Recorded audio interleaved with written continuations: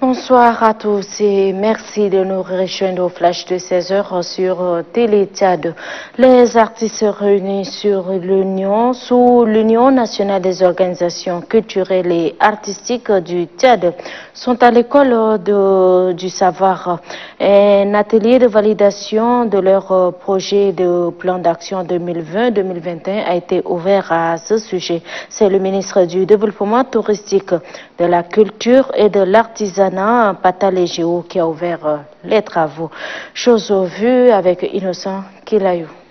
Invité à la cérémonie d'ouverture de l'atelier de validation du plan d'action 2020-2022 de l'Union nationale des organisations culturelles et artistiques du Tchad, le nouveau ministre du Développement touristique, de la culture et de l'artisanat a reçu tous les honneurs. Les artistes réunis sous l'Union nationale des organisations culturelles et artistiques du Tchad ont voulu marquer une pierre blanche à la première sortie officielle de leur ministre. Les responsables de cette organisation culturelle et artistique ont ensuite présenté au nouveau ministre en charge de la culture leurs ambitions. L'ambition de l'UNOCAT est de contribuer autant que possible au développement du secteur de la culture et des arts au Tchad. Mais cette ambition n'est pas une fin en soi, car nous croyons que plus de savoir, plus de collaboration, plus de beauté, plus de compréhension, bref, plus d'invention, plus largement partagées, sont indispensables au progrès. Faire développer le secteur culturel et le secteur artistique qui ont pris un sérieux coup à cause de la pandémie de Covid-19 constitue l'un des défis majeurs du nouveau ministre en charge de la culture. La politique culturelle artistique affirmée par le maréchal du Tchad, Idriss Déby Itno, président de la République, exige de nous, acteurs culturels artistiques, du savoir-faire pour faire rayonner davantage le secteur dans son ensemble. Le document cadre de la politique culturelle du Tchad précise déjà le cadre de l'intervention de l'État, dont l'objectif n'est pas de créer une culture, mais de soutenir une politique culturelle tenant compte de la diversité des provinces, des vocations particulières et de la variété des formes d'expression artistique. Le ministre du Développement touristique, de la culture et de l'artisanat a aussi apprécié l'initiative des artistes de l'Union nationale des organisations culturelles et artistiques du Tchad. Le présent atelier de validation du programme d'action qu'entend mener l'Union nationale des organisations culturelles et artistiques s'inscrit dans la dynamique de contribuer au développement du secteur des arts et culture et retient particulièrement l'attention du département que j'ai la charge de diriger et qui ne manquera d'apporter son soutien pour accompagner cette belle initiative.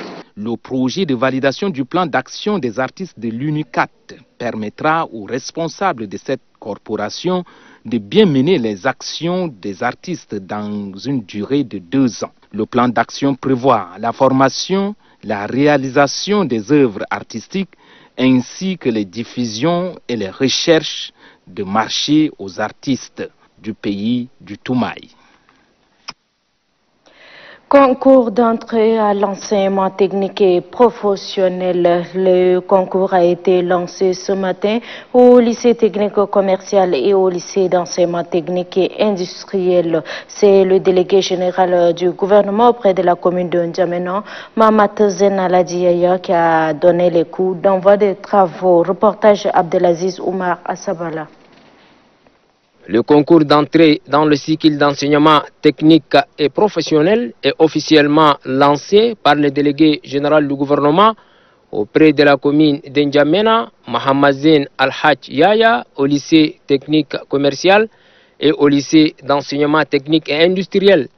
Ayant constaté que les conditions aujourd'hui sont réunies pour la réouverture des classes, le gouvernement donc a décidé effectivement à ce que toutes les dispositions soient prises de manière à ce que le programme puisse être complété. Aujourd'hui, le résultat, c'est que le concours et les examens sont organisés. On laisse des consignes pour que les mesures de sécurité sanitaire puissent continuer à être observées parce que la pandémie est encore là. Ce concours donne accès en classe de seconde dans ces établissements de l'enseignement technique, commercial et industriel. Le délégué provincial à l'enseignement d'Njamena salue les travaux abattus par les enseignants en dépit de la crise sanitaire. Malgré la présence de la pandémie du coronavirus ou Covid-19, les enseignants, après l'appel du gouvernement, par le biais du ministère de l'Éducation nationale, n'ont ménagé aucun effort pour l'achèvement du programme national. Excellence, c'est le lieu de leur rendre un hommage mérité. C'est pourquoi nous disons que les enseignants ont fait leur travail, il ne reste qu'aux élèves de faire le leur. À N'Djamena, 1691 candidats affrontent ce concours.